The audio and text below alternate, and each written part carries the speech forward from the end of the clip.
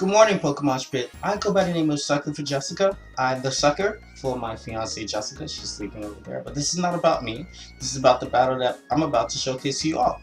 So, it looks like my opponent, PokeMai, right? She's completely amazing. It's gonna start things off with the C-Dot and then immediately switch out into camera up, being that C-Dot has a type disadvantage against my Heatmore lead.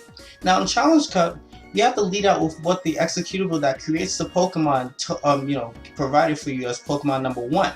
So it's completely random for for everybody. You have no control of the Pokemon that you get, no control of the movesets, anything. It's completely stupid, and that's kind of why it makes it fun.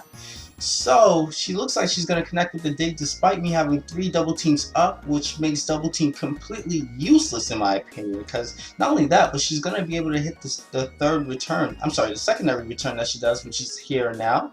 And I'm like, wow, she shouldn't be connecting with her moves. I would think that the trajectory of the moves coming from the opposition wouldn't connect, let alone, after one double team. I did like 3 of them. So she's going to switch on to a Miltank and go for the Water Pulse, because Water Pulse will finish my Heatmore off at this moment. The only thing I have left to hit off the Miltank will be the round.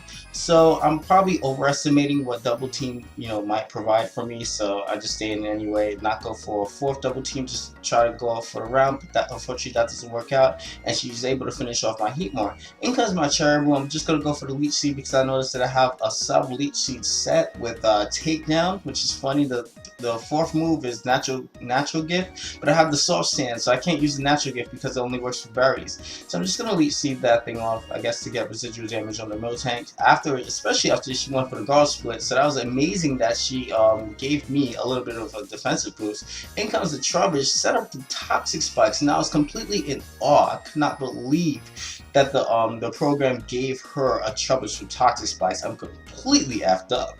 She sets up not 1 but 2, takes full advantage of that. So I'm just gonna go for the takedown, hoping that she doesn't have a poison stab offensive move to hit me with, like maybe Sludge, Clear Smog, or even worse, Sludge Bomb. So I figured at this point she's gonna switch out. If she doesn't, I test that theory. She goes straight up to Shedinja, and Shedinja, unfortunately, because it has 1 HP, 1 to guard, not able to block support moves like Toxic and Will-O-Wisp and things like that, can't sponge taking a Leech Seed, so it automatically bites the dust, which is amazing.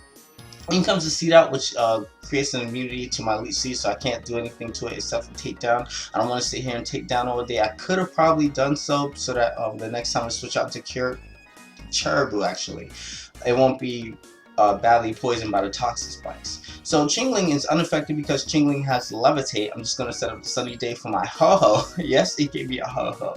And not only that, but it also gave me a stab move at that. I do have the Flamethrower, so that's amazing. But unfortunately, Trubbish goes first, which makes no sense. Trubbish goes first instead of Ho-Ho going first, finishing off that Trubbish with the barbecue that it just did, especially after the sun is in play. In comes the Miltank. Now you guys also have to remember that you have no control over their abilities also. So keep in mind that just because she has a Miltank doesn't mean that she has a thick fat. So she may be trying to psych me out, so I have to test that theory, and unfortunately that's what she was trying to do. She was trying to psych me out. Look how much damage that Flamethrower did. You can't assume that you have 252 in the stats that you really wanted to, because your IVs, your EVs, all of them are messed up, man. You could be a special attacker with 252 in attack. That's how random Challenge Cup really is. So look, she gets a Metronome and a Fire Pledge as the last attacking move before she bites the dust. That's completely awesome. I was like, whoa, she got a Fire Pledge at that, man. Bring the Tango to sponge physical hits, not to take a special one. So in comes the Seed Out. I'm just going to take this thing out the Ring Out, which is, I have no idea. I've never used Ring Out before. I'm a competitive player, so I don't look at moves like that. So I wouldn't know how it works. I was like, oh, this move is strong. But it turns out that I think it does damage based on my opposition's the amount of HP that it has. So I guess it gets weaker by the less amount of HP that my opposition has, if that makes sense. I'm not even sure how this thing works, if I'm explaining it right. Whatever. I don't see that thing competitive play, and more than likely I won't have to worry about it too much. But I was just using it.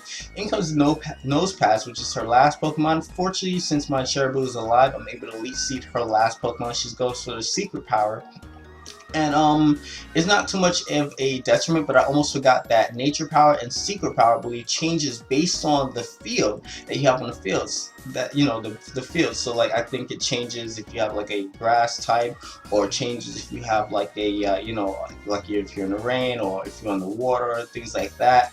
So thankfully it didn't change the game, because as when I was commentating over this, I completely forgot about that little aspect there. So if it changed the game, this whole portion, this whole replay would have been effed up. If you guys know about the glitch that f's up the recording, things like that. Like say if you do nature power in a regular Wi-Fi setting, it goes to earthquake, but if you do it on another setting, it does something else. And maybe you try to do it on the heat tram, but it doesn't kill it. All of a sudden, it just mess up the whole replay that's happened before.